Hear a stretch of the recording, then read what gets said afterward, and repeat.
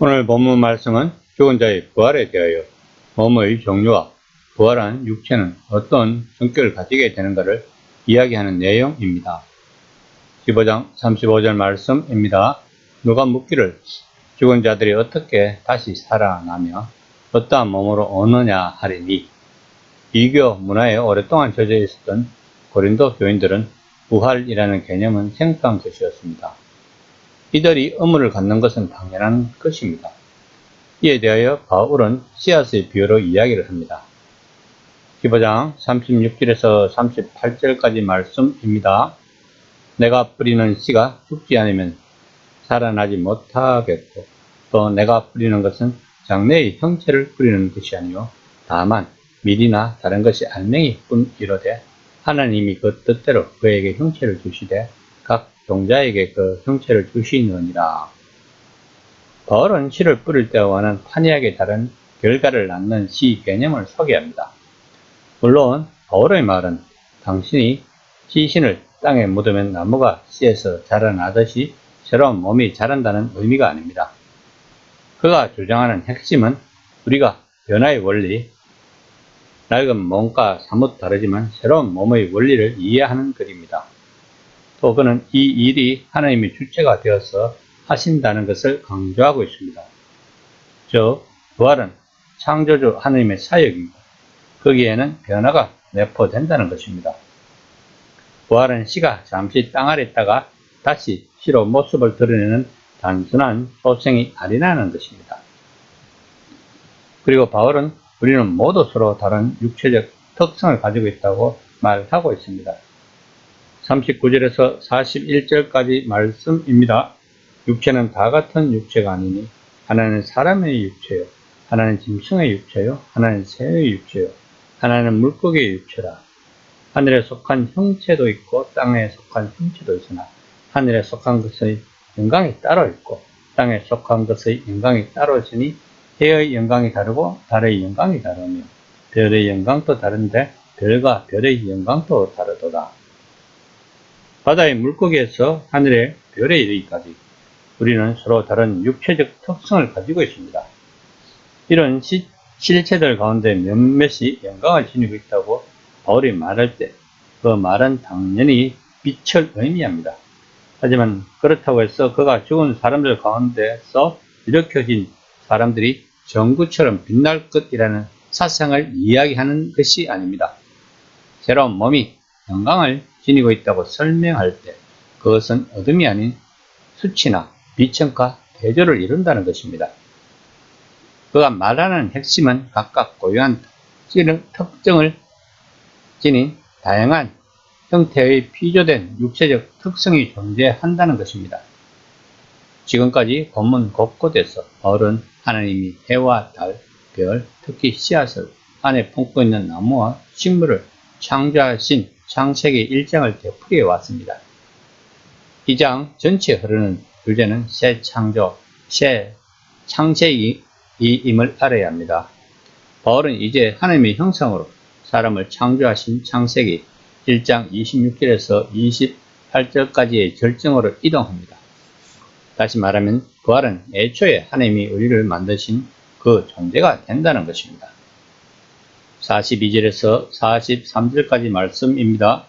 죽은 자의 부활도 그와 같으니 썩을 것으로 신고 썩지 아니할 것으로 다시 살아나며, 욕된 것으로 신고 영광스러운 것으로 다시 살아나며, 약한 것으로 신고 강한 것으로 다시 살아나며.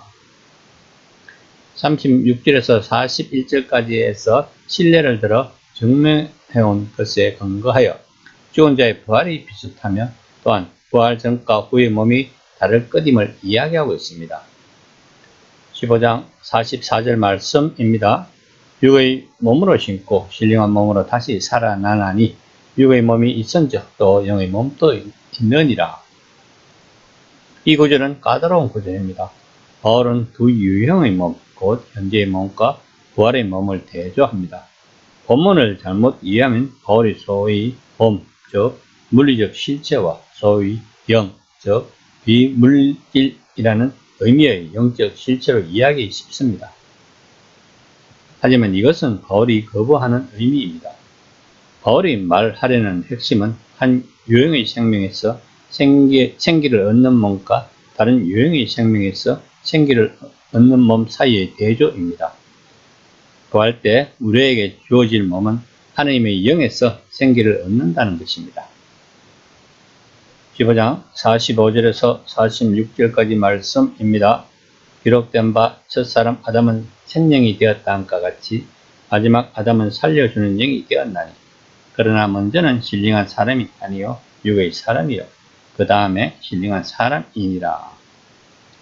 두 아담은 각기 다른 인류를 대표하는 머리로서 첫사람 아담은 썩을 몸을 가진 불완전한 생명의 시조였지만 마지막 아담이신 그리스도는 영원한 생명을 누리실 완전한 인간의 시조라는 것입니다.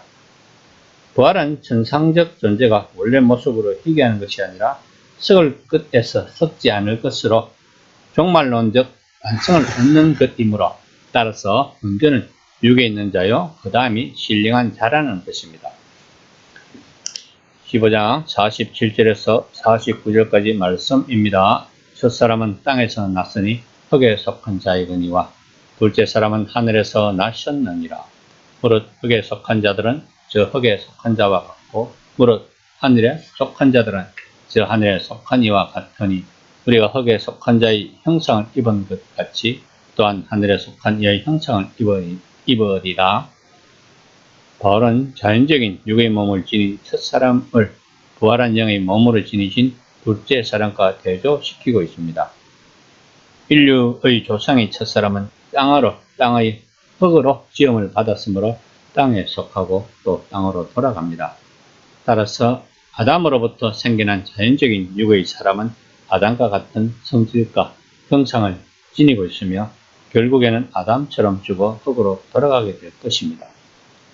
그러나 둘째 사람 그리스도는 하늘로부터 오신 하늘에 속한 분이며 따라서 그리스도에 의해 구원된 하나님의 자녀된 자는 장차 부활하여 영의 생명을 얻고 하늘에 속한 그리스도와 같은 형상을 지니게 될 것이라고 바울은 말하고 있습니다.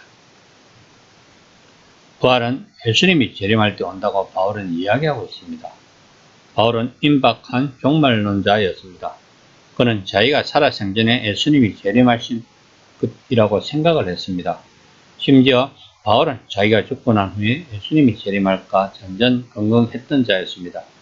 그러나 바울이 죽고 난 후 2000년이 지난 현재에도 예수님의 재림은 오지 않았습니다. 예수님이 언제 재림하실지 아무도 모릅니다. 그러면 우리는 현재 어떻게 신앙생활을 해야 하는가? 바로 부활 사상의 핵심인 하나님을 신뢰하고 믿는 것입니다.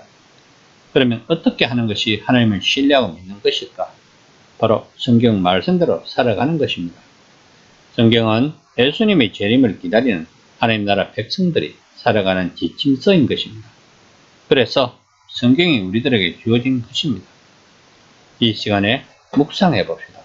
나는 지금 성경이 말하고 있는 대로 잘 살아가고 있는지,